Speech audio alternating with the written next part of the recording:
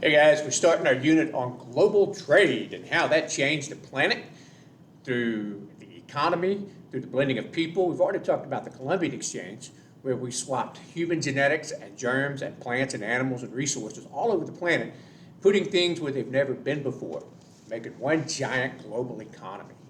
Well, that's where we're going to begin today. All right, let's go back. Pre-Columbus. America is 50 years from being discovered. The peak of the world's economy, peak of the world's culture, where you're going to find your most people, your most money, your most technology, is China. And at one point, China had the opportunity to take over the world.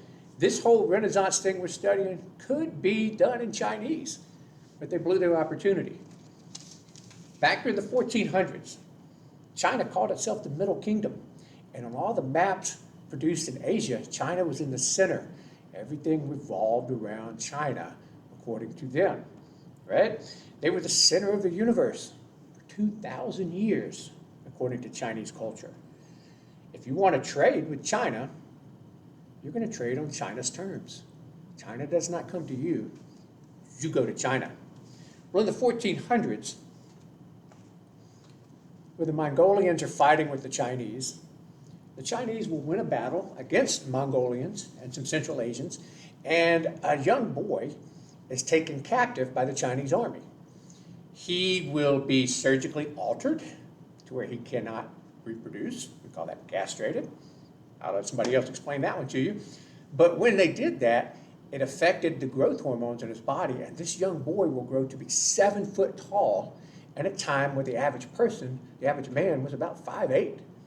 He's ginormous. He looks like Shaq, except he's Chinese. And so this guy is going to rise in the ranks as a slave to the Chinese to become a very famous, powerful general in the army of China. One of his leaders will eventually become emperor of China, Zheng He, or Zheng He, or I've heard it pronounced 100 different ways. This guy will become leader of the Chinese Navy. That's him. That's a big guy. He looks jolly. 7 foot tall and attack. So everybody else is about right here on him. He stands up above them all. Big man. He's killed hundreds in combat. You fear this guy. He's pretty smart guy. He's going to be put in charge of the Chinese Navy. And when I say put in charge of the Chinese Navy, I mean he's going to be given several hundred ships. Hundreds. Remember, when Christopher Columbus found America, he had 3 ships. He had like 80-something men. This guy is given several hundred ships and 27,000 soldiers. How big are his ships? Well, the treasure ships that he was given were about the size of our football stadium out there. They were pretty darn big. They're about the size of like a modern-day battleship or something. His just regular ships were about the size of the football field.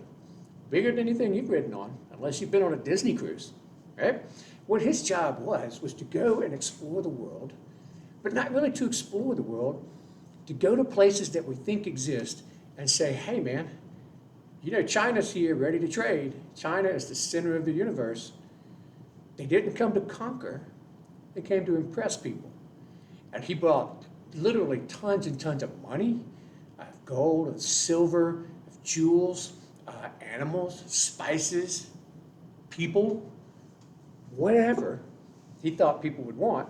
And he would go from city to city in Asia, pull up into the port with hundreds of ships, cannons, and all this other stuff, more people on his boats than they would have in some of those cities he visited. And he would go, hey, let me talk to your king. Hey man, I'm from China, and we have all this stuff, and we just want you to know that we're there, and we're ready to trade. And I tell you what, why don't you keep this boat and those 100 guys as a gift from me to you? Yeah. And if you want to make a treaty with us and find out what we're about, we'll take your king or your representative back to China, and we'll bring him back in a year or two. You come see how we're living. If you like it, great. If you don't, we'll destroy you later. But then he would sail to all of these cities, meet with the leaders, bring them back, and a year or two later, take them home and drop them off and see if those people want a treaty with China. Dude is going to sail thousands and thousands of miles, way beyond anything the Europeans are going to do for a long time. He's got to make it all the way down. We have proven he's made it down to the bottom of Africa. How do we know? Well, the ships had so much stuff on it that when a ship would wreck, for the next couple of 100 years, their stuff would wash up on the beach. And we're finding pottery that was made over here, washing up in Mozambique as recently as a few years ago. He took that much stuff. The Chinese, had they taken advantage of this, could have easily cornered all of the world's trade and really established trade routes and cities that are huge and modern. They could have cornered the market had they come aggressively, but they didn't. They brought animals back from Africa and put them in zoos and the capital over here in China. Zheng He was a Muslim. He made it all the way to Mecca, traveled up in here. They had met the Chinese. And so when I talk about how these continents have met, they blended, they've met. They've met recently as the 1440s, 50 years before Columbus sets out. But then we run into a problem. This is expensive to send out this many boats and this much money and this much stuff to meet the people. Eventually, China needs their money back. They're not getting a whole lot out of this. For comparison, Zheng He's ship, Columbus's ship. Had they fought, these guys would not stand a chance. Plus there were 3 of them and there were 300 of these. The Mongols up north will start creating trouble and they will start raiding and fighting and it gets expensive. Well, the king is dumping all his money in foreign lands. And the Chinese are getting kind of tired of that. They're like, hey man, you're bringing back all these new religions, all these new people, all these new animals. That's cool. Meanwhile, we're getting slaughtered by the Mongols. How about some money for the wall up here? Because they have that great wall, right? How about some money for troops up here? How about you take them 27,000 soldiers and you send them up the Yangtze River and kill some Mongols or something? And so the people began to resent these voyages. And then on his last voyage, the emperor will die. They return home to discover that a new emperor has taken charge, and he is going to shut down these voyages. He said, y'all get one more voyage, and that's to take everyone back home that you brought here.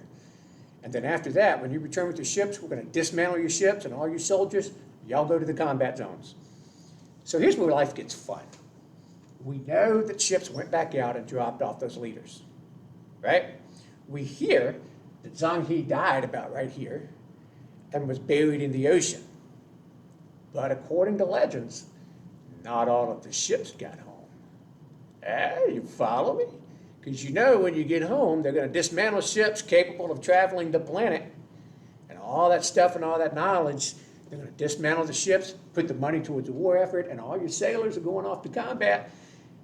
Would you take your ship home? This is where history gets interesting. We don't know. Because there's no body, his tomb is empty. The sailors said they dumped him in the ocean, which is an honorable burial at sea for sea captains and admirals. We don't know.